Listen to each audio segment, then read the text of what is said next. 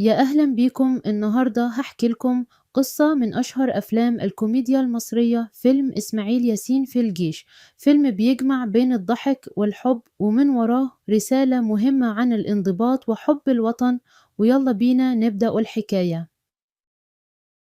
القصة بتبدأ مع زكي، شاب بسيط على قد حاله، معروف بين أصحابه باسم ترمس، وبيجيله استدعاء للتجنيد. ولما بيروح المعسكر أول مرة بتبدأ المغامرة.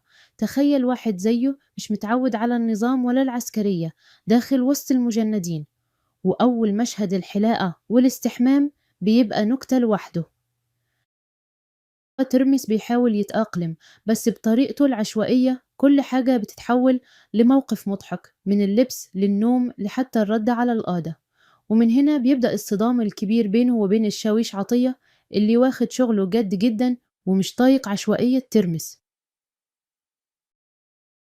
بس كل ده بيتغير لما ترمس بيشوف سميرة، بنت جميلة شغالة في نادي الجيش. من أول نظرة قلبه بيطير، وبيقرر يعمل المستحيل علشان يكسب قلبها، حتى لو ده معناه يدخل في معركة حب مع الشاويش عطية نفسه. عطية كمان معجب بسميرة وبيحاول يضغط على ترمس بكل الطرق، من نقلات صعبة لعقوبات متكررة لعياط قدام الضباط. لكن ترمس رغم كل حاجة كان دايما بيضحك ويتصرف بذكاء، وأحيانا بخبث طيب يخلي اللي قدامه يدوخ.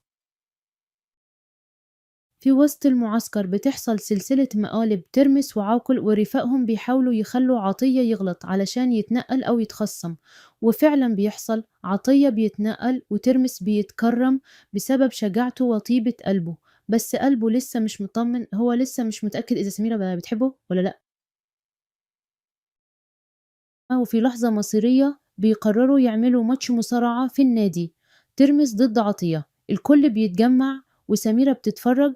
ماتش فيه ضحك وخبطة شمال وخبطة يمين، وفي الآخر ترمس بيكسب، مش بس في المصارعة لكن كمان في قلب سميرة. بون. والفيلم بيخلص على فرحة جميلة. ترمس كسب احترام زمايله، حب البنات، وحتى القادة بقوا بيضحكوا من قلبهم.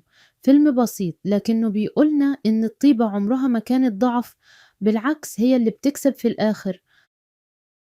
لو عجبتكم القصة متنسوش تقولولنا إيه أكتر مشهد بتحبوه من الفيلم، واعملوا لايك وسبسكرايب علشان تشوفوا باقي ملخصات الأفلام الكلاسيكية اللي كلنا كبرنا عليها.